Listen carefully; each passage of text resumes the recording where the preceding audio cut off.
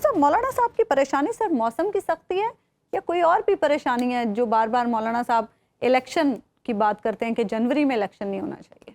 دیکھیے مولانا کی پریشانی سردی میں نہیں، میں آپ کو پہلے بھی مختلف الیکشن کی ڈیٹس بتا چکا ہوں کہ ایک میں جناب کے والد ماجد نے بھی الیکشن لڑا تھا اور وہ سردی کا موسم تھا، جنوری کا مہینہ ہی تھا، تو یہ معاملہ تو نہیں ہے۔ اور پرابلم یہ ہے کہ وہ پاکستان تحریک انصاف کو ڈینٹ نہیں ڈال سکے۔ پاکستان تحریک انصاف کی مقبولیت بالخصوص خیبر پختونخوا کے ان علاقوں میں جہاں سے مولانا فضل الرحمان نے الیکشن لڑنا ہے، ان علاقوں میں پاکستان تحریک انصاف کی مقبولیت اتنی بڑھ چکی ہے کہ شاید پچھلی بار یعنی 2018 میں جناب مولانا کی جماعت نے جتنی سیٹیں لی تھی شاید وہ سیٹیں سیکیور نہیں ہو سکیں گی۔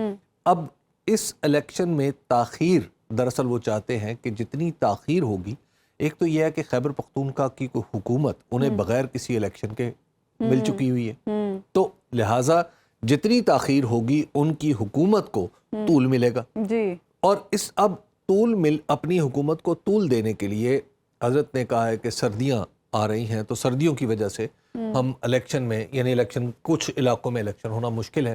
چلیے ہم ان کی بات مان بھی لیں تو میں آپ کو یہ عرض کروں کہ جب آپ جنوری سے آگے نکلیں گے فروری میں تو پھر مولانا کو کوئی اور پرابلم ہوگا۔ وہ کہیں گے کہ جناب ابھی چونکہ برف پوری طرح پگھلی نہیں ہے لہٰذا اس لیے ابھی ہم نہیں چاہتے کہ الیکشن ہو۔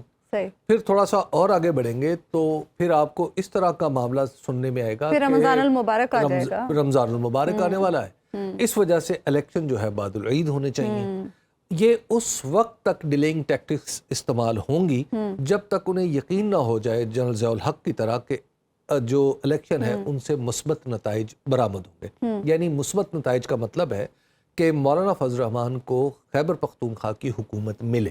اور یہ بات میں آپ کو بتا سکتا ہوں کہ مولانا فضل الرحمان کو آئندہ الیکشن میں کے پی کی گورنمنٹ ملنے کے چانسز بہت ہی کم ہیں۔ تو لہٰذا جی یہ میں بربنائے اطلاع نہیں علی وجہ البصیرت عرض کر رہا ہوں، ٹھیک ہے نا، کیونکہ اگر میں نے اطلاع کا لفظ استعمال کیا تو جو ہمارے جمعیت علماء اسلام کے بھائی ہیں وہ اس اطلاع کو پھر کہیں اور سے منسوخ کر دیں، تو اس لیے میں آپ کو یہ بتا رہا ہوں۔ ٹھیک ہے، اب مولانا کے لہٰذا مولانا کے سامنے ایک ہی راستہ ہے کہ اپنی حکومت بچائی جائے اور اس وقت تک بچانے کی کوشش جاری رکھی جائے جب تک یہ ممکن رہتا ہے۔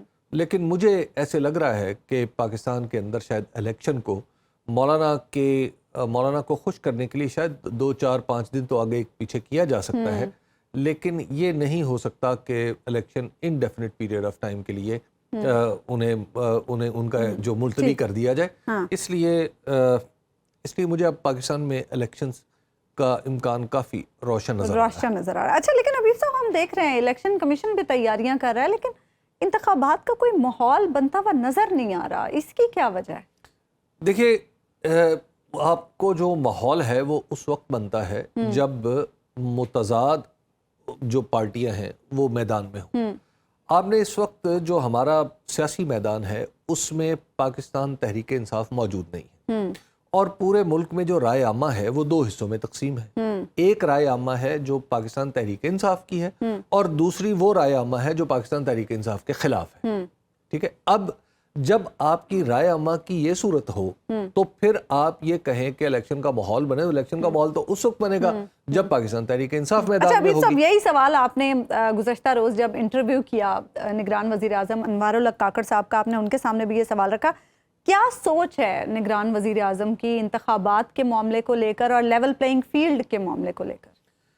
دیکھیے جو ایک تو وہ جو کچھ انہوں نے فرمایا وہ ٹی وی پہ سب لوگوں نے دیکھ بھی لیا، لیکن اس کے ساتھ ہی جب کل ہم نے انٹرویو کیا تو اس کے فوراً بعد ہی ایک صحافیوں کی ایک مجلس تھی جس میں بھی حاضر تھا، اور وہاں پہ بڑے سینئر صحافی موجود تھے، سبھی مطلب مجیب الرحمان شامی صاحب، نجم سیٹھی صاحب، چودھری غلام حسین صاحب، عاصمہ شرازی صاحبہ، محمد مالک صاحب، یہ سب لوگ وہاں پر، بہت کامران شاہد صاحب، بلکہ کامران شاہد صاحب کو کہا میں نے کہ کامران شاہد صاحب اگر آپ میرا بھی انٹرویو کر لیں تو خیر، اب بات یہ ہے کہ یہ سب لوگ وہاں پہ سینئر لوگ موجود تھے، اور جب وہاں پہ موجودگی میں وزیر اعظم نے بڑی طویل گفتگو کی، یعنی 6:30 بجے سے لے کے تقریباً 10 بجے تک اچھا وہ انٹریکشن رہا.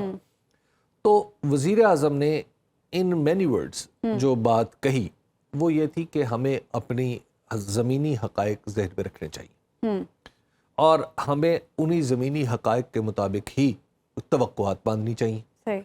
اور وزیر اعظم بار بار ایک لفظ استعمال کرتے ہیں ٹرانزیشنل ڈیموکریسی یا ٹرانزیشن ڈیموکریسی.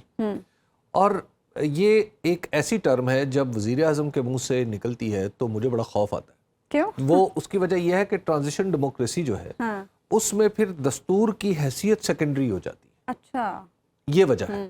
جب دستور کی حیثیت سیکنڈری ہو جائے یا دستور کی ایسی تشریح و تعویل کی جائے جو دستور کی منشا کے مطابق نہ ہو اور انسانی حقوق کا اس میں پوری طرح سول لبرٹیز کا احترام نہ ہو تو ایسی کیفیت کو آپ ٹرانزیشن ڈیموکریسی کہتے ہیں. یعنی ایسی ڈیموکریسی جو ایک عبوری دور سے گزر رہی ہے.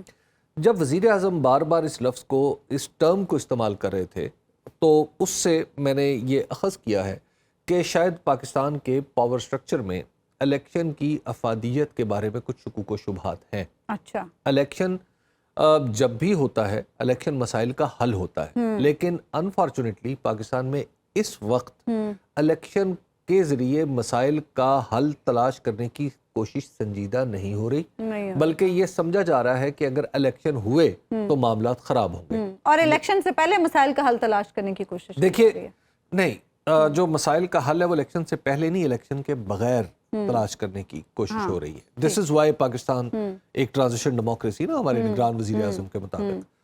اب یہاں پر سوال یہ پیدا ہوتا ہے کہ کیا ہم اپنے دستور پہ کمپرومائز کر کے یعنی تو آگے بڑھ سکتے ہیں. مجھے ایسا لگتا ہے کہ ڈیموکریسی چاہے وہ ٹرانزیشن میں ہو اور چاہے وہ مکمل صورت میں ہو اس میں الیکشن مسائل کا حل ہوتا ہے. اب ہمارے ہاں پرابلم یہ ہے کہ ہمارے تمام اکابر اپنی اپنی پوزیشن پہ ہیں اور وہ جیتنا چاہتے ہیں. ٹھیک ہے. اب مسئلہ یہ ہے کہ یہ جیت اور ہار کا معاملہ نہیں ہے. اب اس کو اگر سمجھنے کی کوشش کی جائے تو مجھے احتیاط کافی برتنی پڑ رہی ہے اس میں. دیکھیے اب اس معاملے میں فریق ہیں مختلف اور اس میں ایک فریق پاکستان تحریک انصاف تو ہے. اب پاکستان تحریک انصاف سے مذاکرات یا بات چیت کرنا ہوگی. اگر ہماری ڈیموکریسی ٹرانزیشن میں ہم ایک جمہوریت کے عبوری دور سے گزر رہے ہیں تو بھی یہ ضروری ہے. اور اگر ہم ایک خالصتاً دستوری حکومت ہے دستوری ملک ہے تو پھر بھی یہ ضروری ہے کہ پاکستان کے سبھی سٹیک ہولڈرز کے درمیان ایک اتفاق کم از کم ایک کھلا سا اتفاق کسی صورت یعنی اس سے فرار ممکن ہے. سنو نیوز کا یوٹیوب چینل ہی آپ کی خدمت میں بے لاگ تبصرے اور غیر جانبدار تجزیے لے کر آتا ہے.